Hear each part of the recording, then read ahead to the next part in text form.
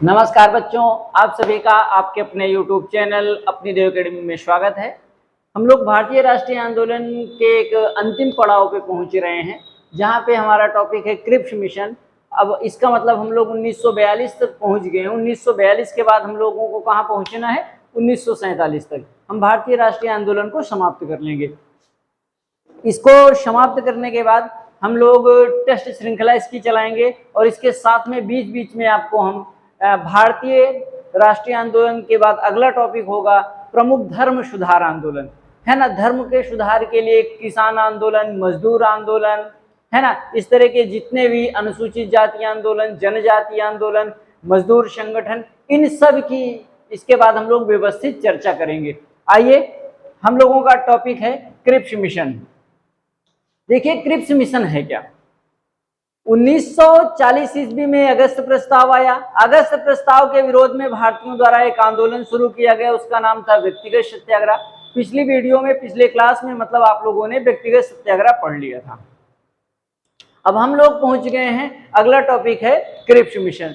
आप 1942 का समय देखिए। 1942 में विश्व युद्ध चल रहा है। अमेरिका द्वारा, ऑस्ट्रेलिया द्वारा, ब्रिटेन के ऊपर एक दबाव बनाया गया, आयरलैंड आदि द्वारा, कि भैया आप जहां पर शासन कर रहे हो, अगर आप भारतीयों का सहयोग नहीं लोगे तो भारतीय हम लोगों का सहयोग नहीं करेंगे और हम लोग विश्व युद्ध हार जाएंगे। कहीं ऐसा ना हो भारतीय जापान का सहयोग करने लगे। और दूसरी तरफ सुभाष चंद्र बोस आदि कई संगठन उधर, रास बिहारी बोस, सुभाष चंद्र बोस, कैप्टन मोहन सिंह इत्यादि लोग मिल करके वहां दूसरी तरफ जापान में अपनी एक सरकार बनाने की औपचारिक शुरुआत कर चुके हैं। फॉरवर्ड ब्लॉक की स्थापना 1942 में हो रही है। इन सब के दबाव को झेलते हुए ब्रिटिश सरकार द्वारा भारतीयों को मनाने के लिए, भारतीयों की सहानुभूति लेने के लिए एक प्रस्ताव पेश किया जाता है स्टैफोर्ड क्रिप्स के नेतृत्व में, जिसको क्रिप्स मिशन कहा गया। आइए इसको हम देखते हैं। क्रिप्स मिशन में पहला पॉइंट लिखोगे, क्रिप्स मिशन की घोषणा 11 मार्च को हुई। अच्छा, इस समय थोड़ा सा पॉइंट देख लो। जब क्रिप्स मिशन की घोषणा हो रही है तो भारत का वायसराय कौन है? भारतीय वायसराय। भारतीय वायसराय, दो प्रश्न बनता है, एक भारतीय वायसराय की चर्चा करता है और ब्रिटिश प्रधानमंत्री की चर्चा करेगा। भारतीय वायसराय और ब्रिटिश प्रधानमंत्री। भारतीय वायसराय आपके हैं लॉर्ड लिनलिथगो। Lord Linlithgow. और भारतीय वायसराय के बाद अगला है ब्रिटिश प्रधानमंत्री। ब्रिटिश प्रधानमंत्री, अगर हम ब्रिटिश प्रधानमंत्री की चर्चा करें तो इस समय ब्रिटिश प्रधानमंत्री है Winston Churchill. Winston Churchill British प्रधानमंत्री कौन है? Winston Churchill. जब क्रिप्स प्रस्ताव आ रहा है तो उस समय ब्रिटिश प्रधानमंत्री कौन है? Winston Churchill. इन्हीं के नेतृत्व में आएगा। और इस समय भारत का वायसराय कौन है? Lord Linlithgow. इसके बाद इसके प्रस्ताव की घोषणा की बात करते हैं। इस प्रस्ताव की घोषणा कब होगी? घोषणा होती है इसकी 11 मार्च को। 11 मार्च 1942 को। 11 मार्च 1942 को। और ये भारत आएगा। भारत आया 23 मार्च 1942 को। क्रिप्स मिशन भारत कब आया? 23 मार्च 1942 को। ये प्रश्न आपसे बना है परीक्षाओं में। क्रिप्स मिशन का भारत आगमन कब हुआ? 23 मार्च 1942 को। और इसने अपनी रिपोर्ट कब प्रस्तुत की? रिपोर्ट प्रस्तुत की। क्रिप्स मिशन ने अपनी रिपोर्ट जो प्रस्तुत की थी वो 30 मार्च को प्रस्तुत की थी।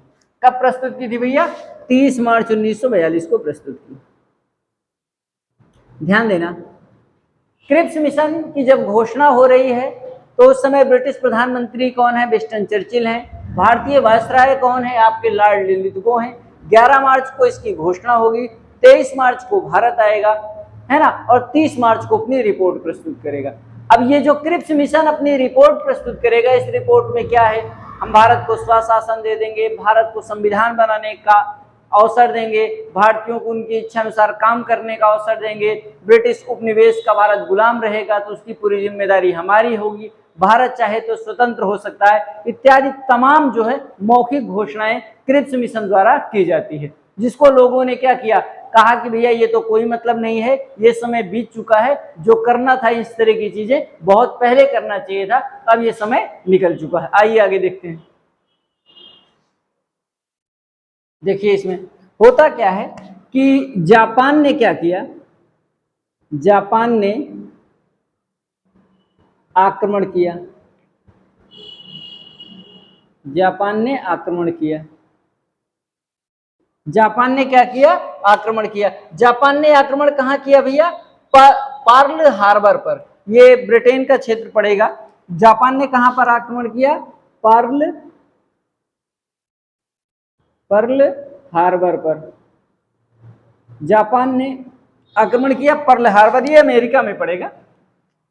जापान ने पर्ल हार्बर पर आक्रमण किया और दूसरी तरफ क्या हो रहा है ना, जापान के सहयोग से सुभाष चंद्र बोस जो है भारत पर आक्रमण करने की योजना बना रहे हैं। भारत पर आक्रमण करने का मतलब ब्रिटिश सरकार पर आक्रमण करने की योजना बना रहे थे। और दूसरी तरफ सुभाष चंद्र बोस, सुभाष चंद्र बोस भारत पर जापान के सहयोग से आक्रमण करने की योजना बना रहे थे, आक्रमण करने की योजना बना रहे थे, इन सब को देखते हुए, इन तमाम परिस्थितियों को देखते हुए स्टैफोर्ड क्रिप्स के नेतृत्व में एक योजना आती है। आगे पॉइंट में लिख लो, इन सब परिस्थितियों के कारण ही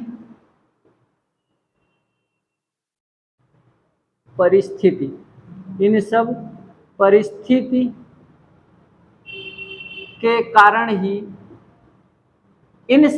के कारण ही ब्रिटिश सरकार द्वारा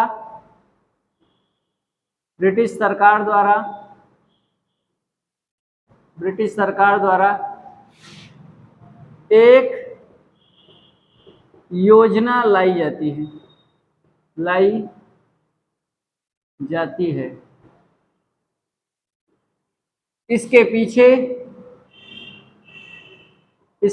इस योजना लाने के पीछे चीन, अमेरिका और ऑस्ट्रेलिया का भी दबाव था।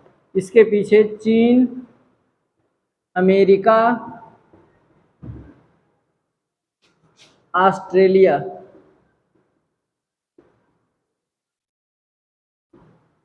का भी दबाव था।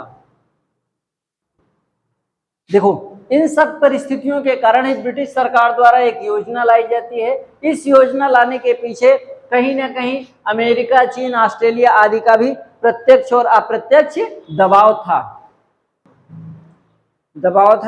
इसी कारण से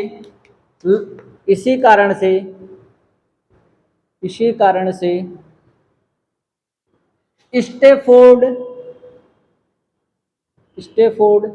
क्रिप्स के नेतृत्व में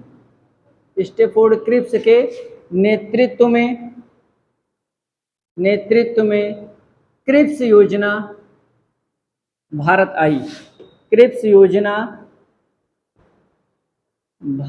आई। स्टैफोर्ड क्रिप्स के नेतृत्व में क्रिप्स योजना भारत आई। इस क्रिप्स योजना की प्रमुख बातें क्या थी, एक एक की हम चर्चा करेंगे। इसमें यह था कि युद्धोपरांत एक ऐसे भारतीय संघ के निर्माण का प्रयत्न किया जाएगा।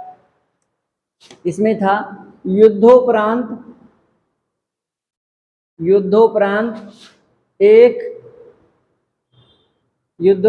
एक ऐसे भारतीय उपनिवेश का निर्माण किया जाएगा जिसे पूर्ण उपनिवेश का दर्जा मिले। निर्माण किया जाएगा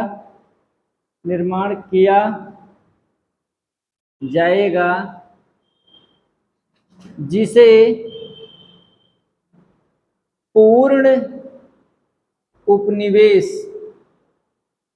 पूर्ण उपनिवेश राज्य का दर्जा मिले, पूर्ण उपनिवेश राज्य का दर्जा मिले। इस योजना में पहला पॉइंट ये था कि युद्धोपरांत एक ऐसे भारतीय उपनिवेश का निर्माण किया जाएगा जिसमें भारत को पूर्ण उपनिवेश राज्य का दर्जा मिले। आगे यह था कि युद्ध के बाद संविधान सभा के निर्माण की बात कही। इन्होंने ये भी कहा कि युद्ध के बाद भारतीयों के लिए एक संविधान निर्माण की बात कही। अगला पॉइंट देखो, युद्ध के बाद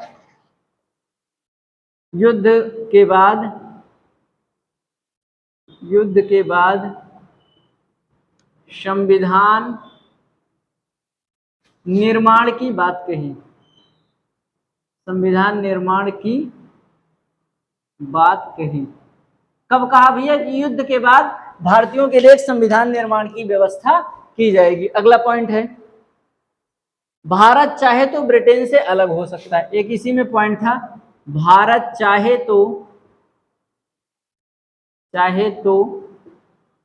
ब्रिटेन से अलग हो सकता है, अलग हो सकता है। भारत चाहे तो ब्रिटेन से अलग हो सकता है, इसकी भी चर्चा की गई थी। अगला पॉइंट चाहे तो आप लिख लेंगे, भारतीयों की रक्षा का उत्तरदायित्व तो ब्रिटिश सरकार का होगा। भारतीयों की रक्षा का उत्तरदायित्व, भारतीयों की रक्षा का उत्तरदायित्व ब्रिटिश सरकार का होगा, ब्रिटिश सरकार का होगा, ब्रिटिश सरकार का होगा। यह भी चर्चा की गई। अगला पॉइंट, अल्पसंख्यकों के लिए विशेष प्रावधान की व्यवस्था की जाएगी। अगला पॉइंट चौथा लिख लो, अल्पसंख्यकों के लिए,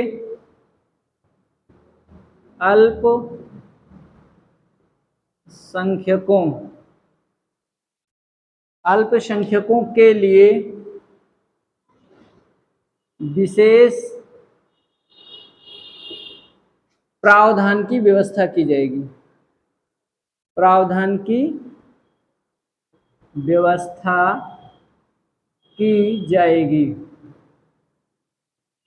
अच्छा, इस प्रस्ताव को कौन कौन स्वीकार किया, कौन अस्वीकार किया? इस प्रस्ताव से ना तो कांग्रेस खुश थी और ना मुस्लिम लीग थी। अगला पॉइंट लिख लो, इस प्रस्ताव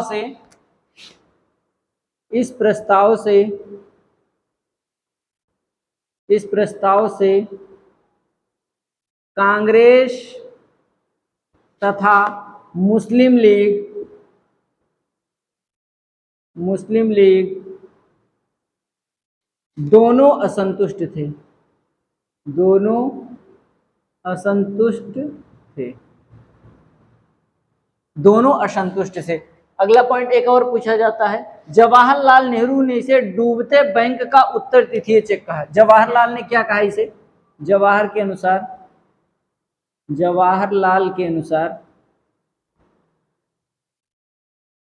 जवाहरलाल ने किसके बारे में?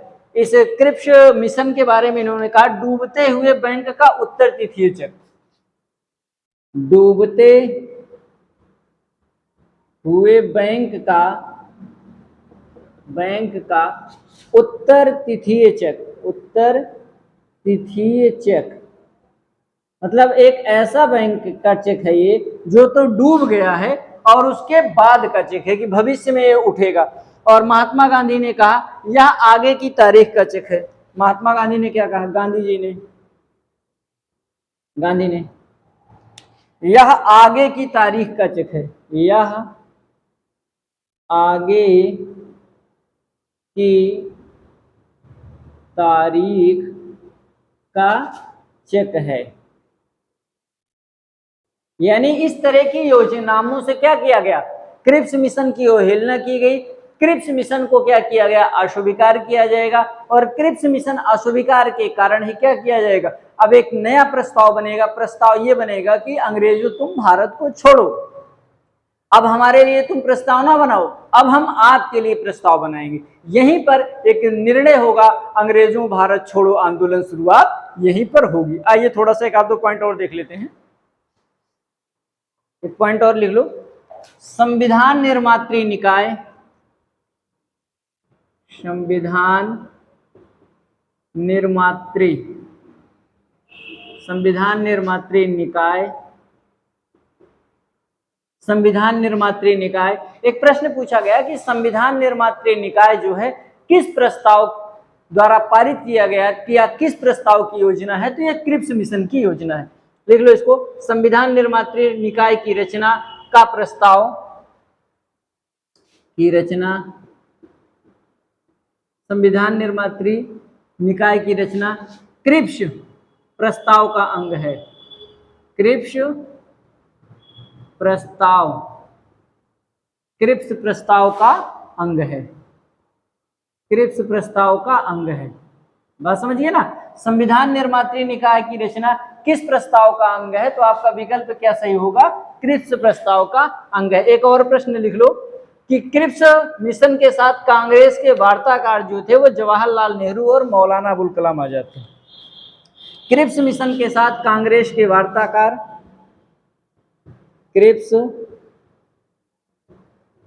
मिशन के साथ, क्रिप्स मिशन के साथ कांग्रेस के वार्ताकार, कांग्रेस के वार्ताकार,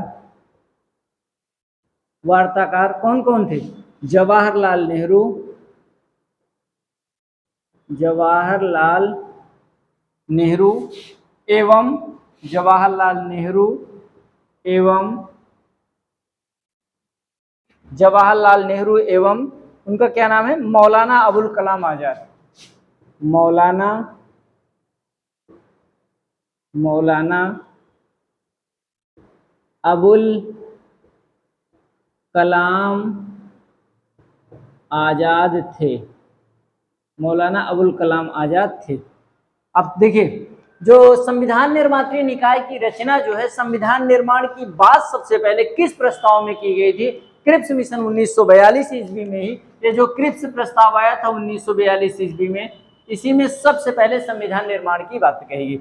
और एक प्रश्न और पूछता है, जो क्रिप्स मिशन आया था तो कांग्रेस का वार्ताकार कौन था, जवाहरलाल नेहरू और मौलाना अबुल कलाम आजाद। ये कांग्रेस की तरफ से क्रिप्स मिशन पर बहस करने के लिए गए थे। अंततः इन लोगों ने भी क्या किया, क्रिप्स मिशन को अस्वीकार कर दिया और ये प्रस्ताव फेल हो गया। अब भारतीयों द्वारा क्रिप्स मिशन के विरोध में एक आंदोलन शुरू किया जाएगा, अंग्रेजों भारत छोड़ो आंदोलन। अगला टॉपिक हम लोगों का होगा अंग्रेजों भारत छोड़ो आंदोलन। आज की क्लास सिर्फ इतना ही दोस्तों। अगर वीडियो अच्छा लग रहा हो तो वीडियो को लाइक शेयर सब्सक्राइब जरूर करें। ठीक है दोस्तों, नमस्कार, जय हिंद, जय भारत।